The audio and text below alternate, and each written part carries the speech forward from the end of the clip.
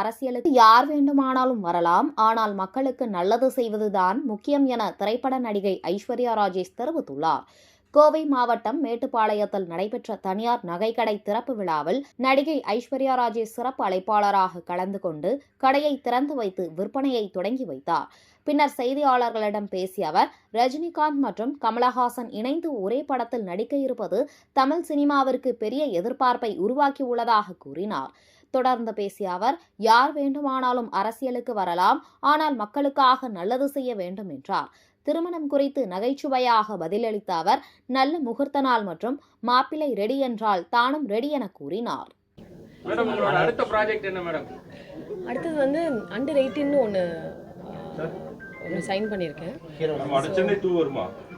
அடச்சனை 2 வரும் தான் நினைக்கிறேன். தெரியல, நானும் வெயிட் பண்ணுறேன். ஸோ தெலுங்குல படங்கள் பண்ணிகிட்ருக்கேன், தமிழ்லேயும் வந்து 2 படம் சைன் பண்ணியிருக்கேன். ஸோ வரும், நல்ல படமாக பண்ணணும்ல. ரஜினி கமல் 2 பேரும் சேர்ந்து ஸ்க்ரீனில் வரப்போகிறதா ரொம்ப எக்ஸைட்டடாக இருக்குது. அது வந்து ஒரு ஜாக்பாட், அதாவது ஒரு பயங்கரமான ஒரு எக்ஸைட்மெண்ட் இருக்குது. பயங்கர ஒரு ட்ரீட்டாக இருக்கும்னு நினைக்கிறேன்.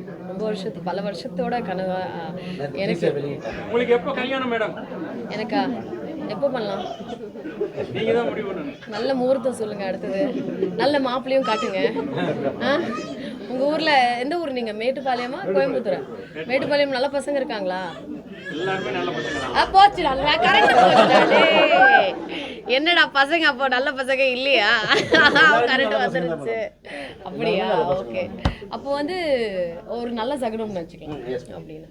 அப்போ நகை மட்டும் வேணா கண்டிப்பாக இங்கே தான் வாங்க கல்யாணத்துக்கு. ஓகே மேடம், இப்போ அரசியலில் வந்து பார்த்தீங்கன்னா நிறைய நடிகர்கள் வந்துகிட்டு இருக்காங்க நாளுக்கு நாள்.